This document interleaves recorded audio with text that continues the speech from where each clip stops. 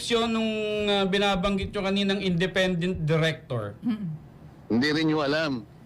Well, may mga idea ho kami, pero mas maganda ho sa inyo nang galing yan. Yung independent director, unang-una, wala kang pagmimay-ari sa isang kumpanya. Dapat ganon. Pangalawa, wala kang kinalaman sa management. Pangatlo, kailangan wala kang relasyon by consanguinity, second degree civil affinity sa mga shareholders. Opo. Kaya dapat independent ka. Ang tungkulin mo lang kung sakaling may kakayahan kang mag-advise sa good governance, ma-protection ng mga minority shareholders. Ito kasi ang hinihingi ng Insurance Code of the Philippines. Nagkataon na siguro gusto nilang ganun ang maging kalagayan ng asawa ko. Iniran nila ng ganun. Pumayag na ano masama doon. Ngayon, ang insurance company, lahat naman nagko-cover ng kahit anong mga kumpanya sa lahat ng mga industriya, lahat ng sektor ng ating ekonomiya. Pati sa transportation. Lahat. O bakit naman gagawa ng usap ang asawa ko para lang makakuha sila ng ipupukol sa akin? Pero hindi Ganyan ho, nakarumi. hindi ho ba dapat, Senator, manggaling din sa inyo ang delikadesa na, uy, yung asawa ko, ano nito kumbaga nagsiservisyo dito, meron siyang, kumbaga, transaksyon dito, hindi kaya marapat na ako dumistansya muna? Sino? Sino di distansya? Kayo po, dito sa ginagawang investigasyon sa Bakit? Senado. Meron ba akong kinalaman dun sa mga insurance companies? Delikadesa nga po, Senator, kasi misis nyo po yung naandun. Siyempre may kukunik-kunik na ho yan.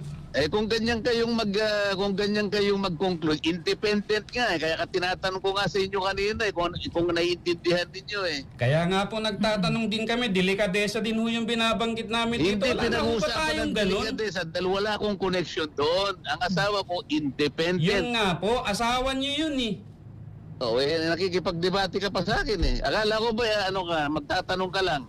Nagtatanong din po kami, pero ipupoint out ko rin po yung Kapag argumento sinasabi namin mo kasi dito. delikadesa, parang may connection ako Wala nga Naintindihan mo yun? Sige sir, salamat na lang po. Tanga. Oh! Inabot ko pa yun, Sen. Tinawag mo kami ritong tanga.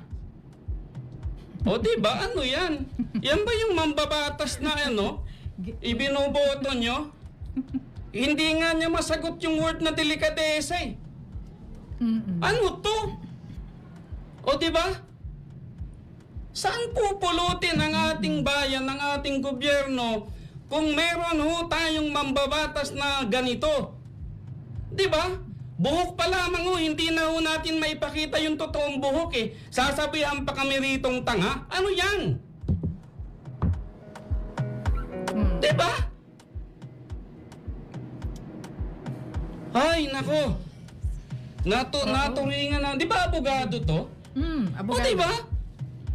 Asal ba ng matinong abogado yan? Oh my God. Oo. Siguro tayo muna ay...